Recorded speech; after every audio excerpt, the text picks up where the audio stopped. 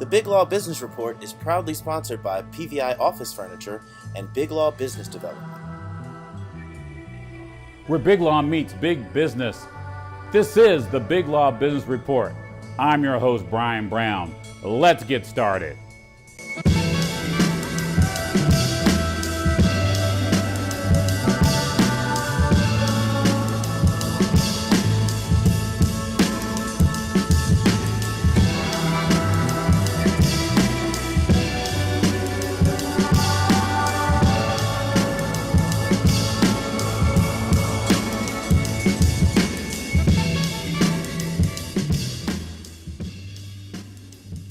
Welcome to the Big Law Business Report, where Big Law meets big business. I'm your host, Brian Brown. Joining me in the studio today, I have the president of PNC Bank of Greater Washington, Mr. Richard Bynum.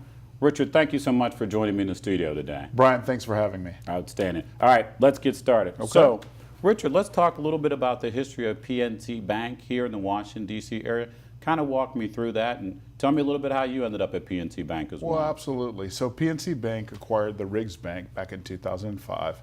And many know the Riggs Bank, the Bank of Presidents, for its hundreds of years of legacy here in the Greater Washington market. In fact, there's not a week that goes by that I don't have someone that I meet tell me that they're still a Riggs customer, which is their way of telling me, I've been with you, I've stuck with you through you coming to the market, and it's important to me that you know that. And we honor that legacy.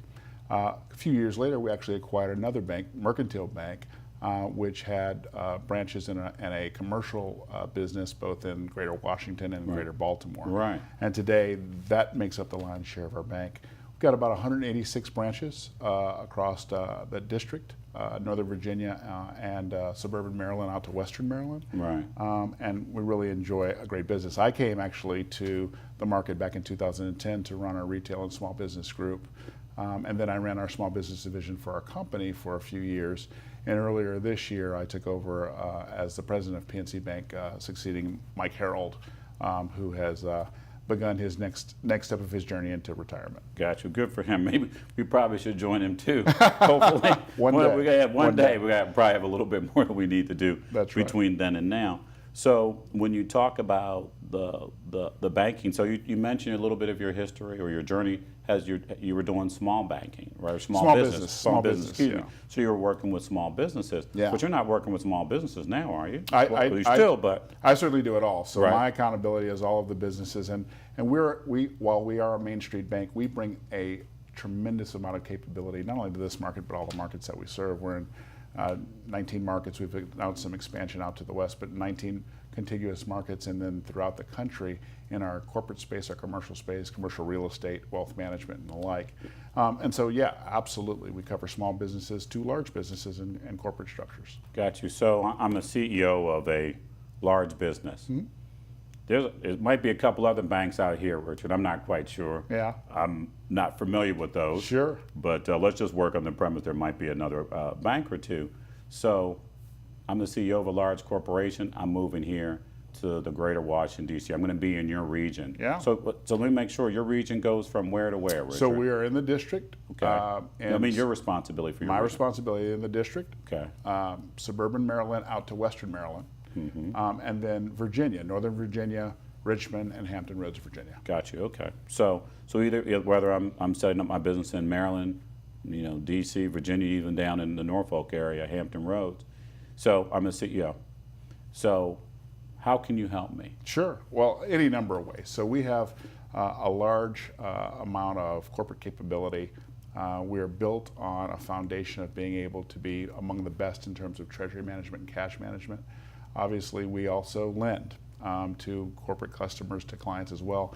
And then we can provide advisory services ranging from M&A advisory services to if you're a CEO of perhaps someone who's going to go public, we have a set of services that can help you and enable you to not only raise the capital, but sustain that capital raise over time and show up in a way that a public company needs to show up.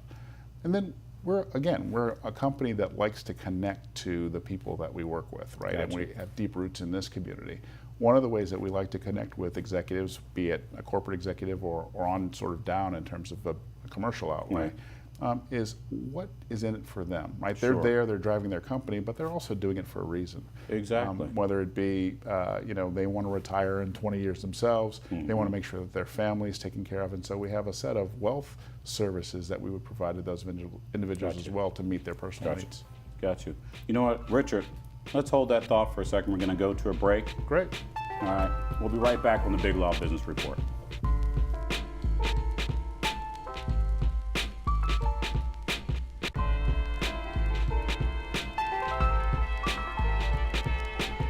What does your office furniture say about you and your company? Is it making the right impression for your company and your employees? At PVI Office Furniture, we have office furniture for every budget. We'll make sure your office space is sending the right message. Fast, excellent, affordable. Business grows with PVI. Visit our showroom in Frederick, Maryland, or online at pvipvi.com.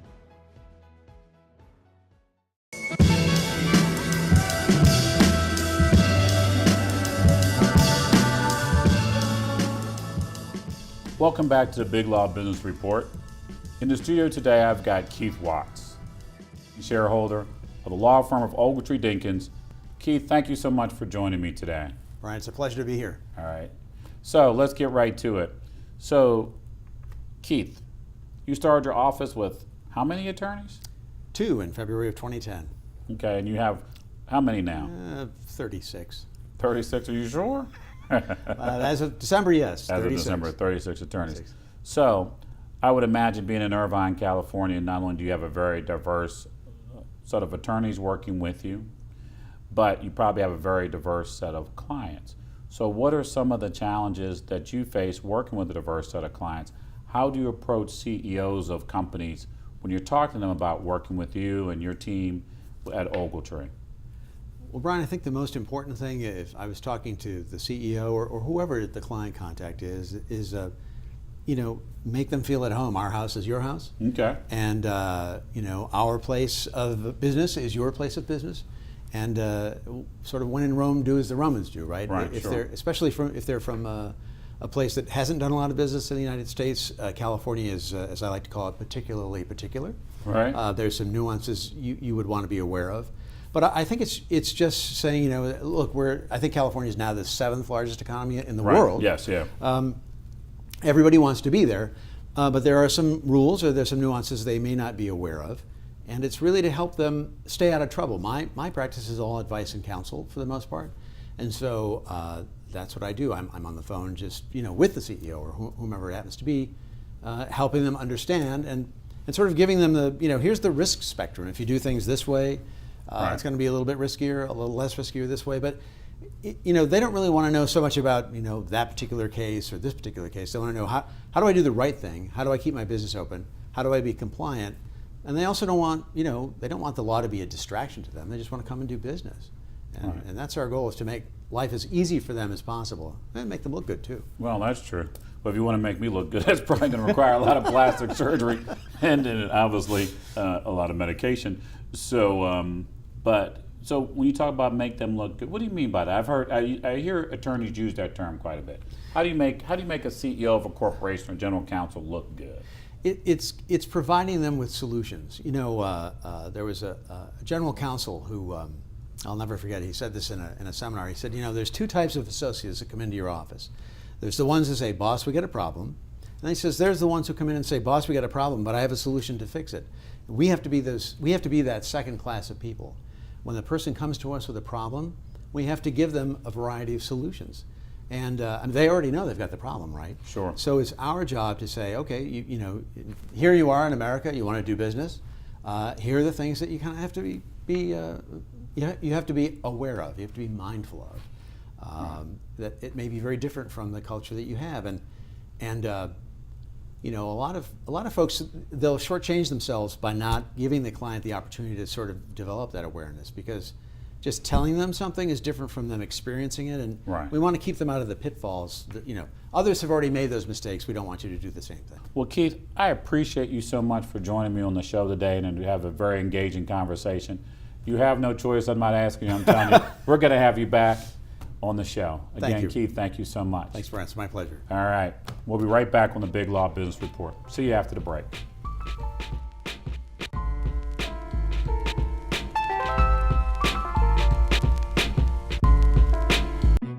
You know, when I first started out, it was all pencil and paper. The Surface Pro is very intuitive. With the pressure of my hand, I can draw lightly, just like I would with a real pencil. I've been a forensic artist for over 30 years. I do the composite sketches, which are the bad guy sketches. You need good resolution, powerful processor, because the computer has to start thinking as fast as my brain does. I do this because I want my artwork to help people.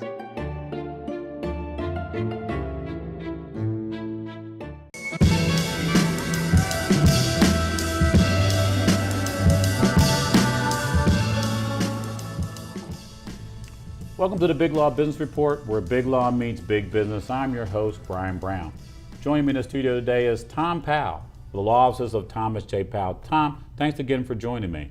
Thanks for having me, Brian. So Tom, you obviously do a lot of things, but one of your specialties and one of the things that you're known for, at least I've known you over the years, is the construction law, as a construction lawyer. So Tom, kind of walk me through a scenario. I'm a construction company, right? And I want to bid on a contract. Maybe it's here in the United States, or maybe it's international. I know you've done some international business as well. Let's just talk here in the States. So I want to bid on a contract.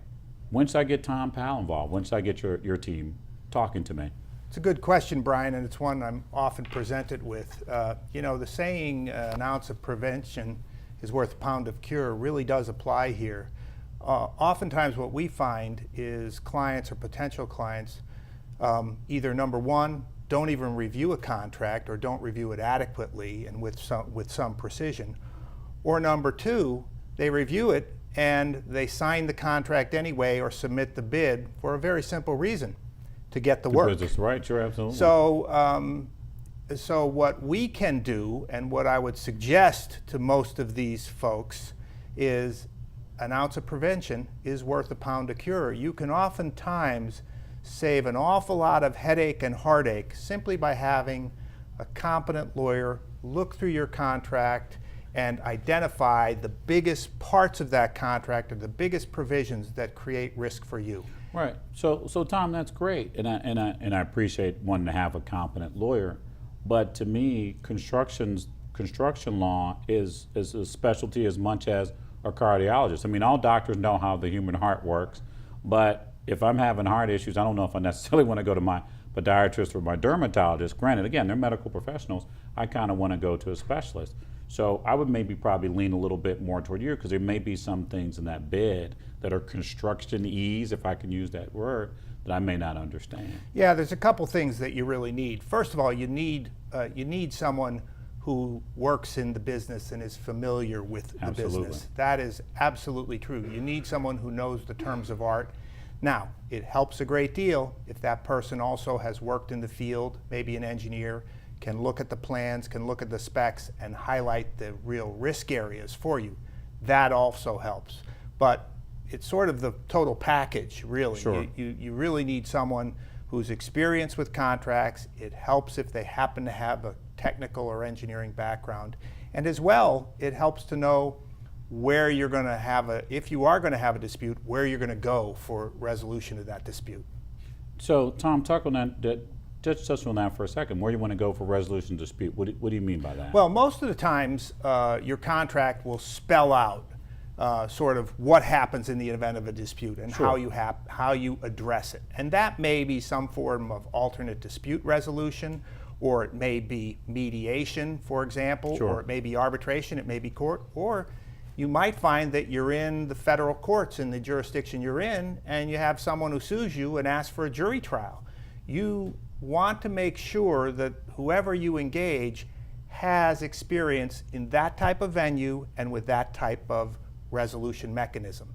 I'll tell you, there's just not a lot of lawyers who really know in the construction field, because it's a technical field and it's document intensive. There's just not a lot of lawyers who really get to try a lot of jury trials or bench trials in a federal or state court level. Got you. Well, Tom, believe it or not, We're out of time. All right. So, but I always appreciate your insight. Every time you come to the studio, I just keep learning more and more, and I'm sure our viewers are learning more and more as well. Terrific. Thanks for having me, Brian. Thanks, always my pleasure. All right. We'll be right back.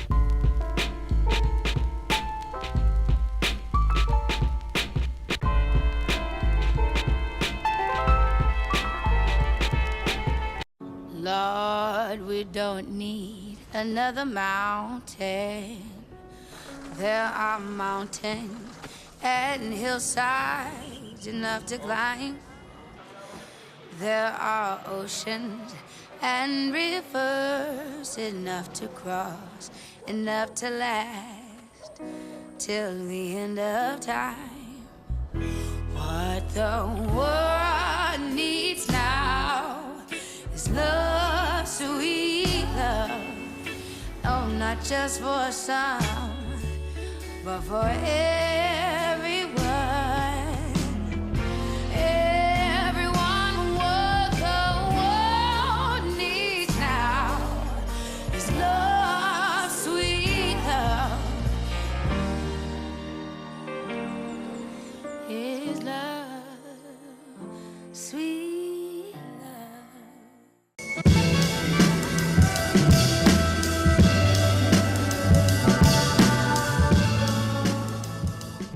Welcome to the Big Law Business Report. I'm your host, Brian Brown. In the studio I have today, Dr. Ambassador Eugene Noory of the Commonwealth of Bahamas. Ambassador Noory, thank you so much for joining me today. It's my pleasure to be here. Thank you, sir. So our topic today is doing business in the Bahamas. So clearly we know that the Bahamas is all about sun, sea, and sand, one of the great destinations for everyone to go to, particularly for Americans here on the East Coast and all over the country. But what about doing business in the Bahamas, Ambassador Noory? How does one do that? Well, first of all, the Bahamas is a fantastic place for doing business. Excuse me for blowing my horn, but well, you should. You're supposed to. The fact is that we are one of the great places in the world for doing business. Why? Because the Bahamas, of course, is the third border of the United States. Right. And America, the United States, is the biggest business economy on earth. So we sort of piggyback off that. Excuse me. Right. Piggyback off that. The nearest point in the Bahamas to the United States is about 27 miles. Right. So, in fact, in Bimini, which is our northernmost island, on a clear night you can see the skyline from Miami. Wow. Yes. So, that is that part. We are a great place geographically for doing business. Right. The how of it is almost as simple, because we can actually create a new business. We're talking about for foreigners, Right. foreign investors, within 24 hours. Really? So Yes, how's yes, we can. that? I mean, that's amazing. It's all digitalized today. It's all digitalized today. You can be in any place on earth and create a new corporation in the Bahamas, business corporation, within 24 hours. And we pride ourselves on that. Wow, that's impressive. You know, one would probably not think about the Caribbean. You know, most people think about islands in the Caribbean as everything is difficult. You know, layers and layers of red tape, bureaucracy upon bureaucracy. Oh, you gotta talk to this guy over here, and you gotta slip him something and that sort of thing. So I would imagine doing everything online takes away all that bureaucracy and the thought that someone has to be taken care of. Yes. But listen, because we are as human as all the rest of the world, there will be, and there are, evidence sometimes for people, what you call the under-the-table thing. Sure, of course. But That's it's true everywhere. everywhere. It's everywhere. true here, it's true in Europe, true in Asia, it's everywhere. In fact, if you look at the news, you see a lot of the things about corruption. Absolutely. All over the earth. Absolutely. Okay, that's that. But leaving that aside, the actual process of accessing a new business in the Bahamas is ridiculously simple. That's We are. outstanding. So obviously there's some tax implications. I know you and I have often talked about tax havens and the implication that I'm hiding money from my government. I'm not paying my fair share. What Right. are your thoughts about that? Let me put it this way. The very basis of all Western economies, the very basis is competition. The very basis is competition. What the Bahamas has done, and that's the genius of doing business in the Bahamas, is to take the model set, first of all, by European countries, because after all, we were a British colony until 1973. So we're 44 years old this year from the point of view of political independence. Right. So we took the model of Britain, which is the great, great, absolute granddaddy or grandmother, if you wish, of all of the free enterprise system in the New World. Right. That is the fact. We took their model and we tweaked it to fit us. Let me just give you a little short example. Please. After World War II, in fact, before World War II in Britain, the war ended, of course, in 1945. Sure. The British had a system of taxing, because the state needs the money, taxing all sorts of elements in the UK. You had, of course, income tax. You had business taxes. You had death duty. When you died, your property was taxed, etc., etc. The Bahamas said, wait a minute, we are British. Why don't we compete with them? Now, this is a little small colony of 300,000 people at the time. Why don't we compete with them and have our cake and eat it too? Well, Ambassador Nouri, as always, I do appreciate your time with us, and I appreciate the insight that you shared with us. Thank you. We'll be right back on the Big Law Business Report. See you after the break.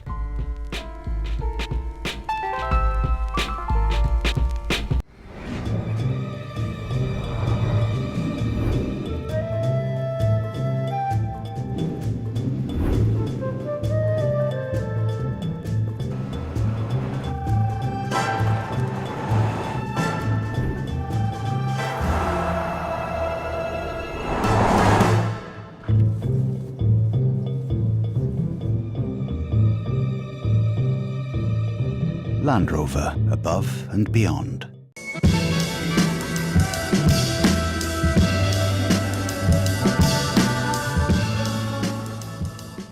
Welcome back to the Big Law Business Report, where big law meets big business. We're going to continue our conversation with Stuart Evans, founder of Evans Sterrett Law Firm. Stuart, thanks so much for joining me again. Delighted to be here, Brian. Well, Stuart, the hallmark of your law firm, as we talked about before, is proactive legal counsel. So let's go a little bit more in detail with that in and around trade secrets. So let's talk a little bit about what exactly is a trade secret, and then where does proactive legal counsel come in to working with the company? Not only a company maybe just getting started, or a company's been operating for a while, or maybe a company's been in business for decades. Brian, a trade secret is nothing more than information from which independently you may derive some economic value, which can be either actual, can be potential, from not being generally known. Gotcha. And you got to treat it as a trade secret. That is, you got to keep it secret. Gotcha. And so it's basically the same principle. In order to be able to protect your valuable knowledge, you need to take certain steps to make sure that you are not going to be vulnerable to somebody misappropriating or taking your trade secrets or using them. And if they do, you'll be in a position to do something about it. Okay, so let me see if I understand what a trade secret is. So let's say I'm in the pen business, and I've come up with a pen that basically you buy it one time and it never runs out of ink. You just dip it in some water or something like that, and the pen never runs out of ink. would that be considered a trade secret? I mean, I would think that it would have some value to me. Well, it could, and again, trade secrets are nothing more than knowledge or information. Okay. And it's what that information is about and what it does. Like I said, you got to be able to derive economic benefit from it. So in your example, if there was a formula or a process by which you were able to create the ink that never ran out, that would be a trade secret if you could show that, and indeed in your example, if you're selling it, sure, you derive economic value. Right. But also you got to keep it secret. You know, a lot of people joke about the formula for Coca-Cola, right, which, as you know, initially had cocaine in it. Right. But the legend is that formula from the very beginning has been kept locked up in a safe. And so it's important that you identify what it is about your business from which you think you derive value, economic value, simply because it's not generally known. So the first step is to attempt to identify what your trade secrets might be. Right. And you need to be specific about it. And then you've got to document. It's always good to document how you get value from it. And then you need to protect it, because one of the main components is that other people don't know about it. Well, Stuart, as always, I think our biggest challenge when we sit down and talk is we just don't seem to have enough time. But I do look forward to inviting you back to the show and continuing our conversation and talk a little bit more about proactive legal counsel. It's always nice to chat with you, Brian. Well, thank you, Stuart. I appreciate you so much. We'll be back in a moment.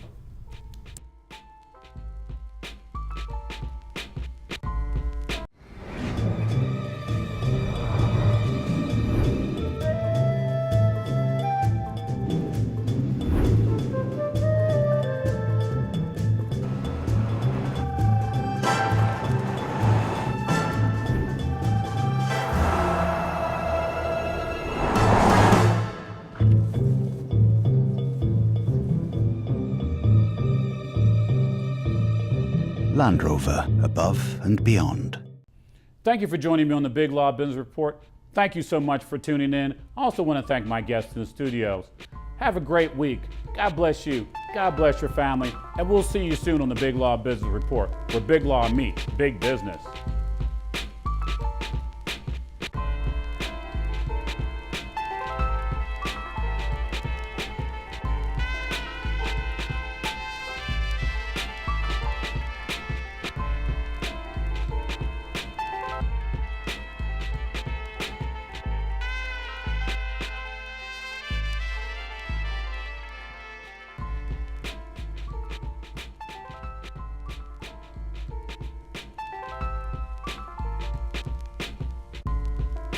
What does your office furniture say about you and your company? Is it making the right impression for your company and your employees? At PVI Office Furniture, we have office furniture for every budget. We'll make sure your office space is sending the right message. Fast, excellent, affordable. Business grows with PVI. Visit our showroom in Frederick, Maryland, or online at pvipvi.com.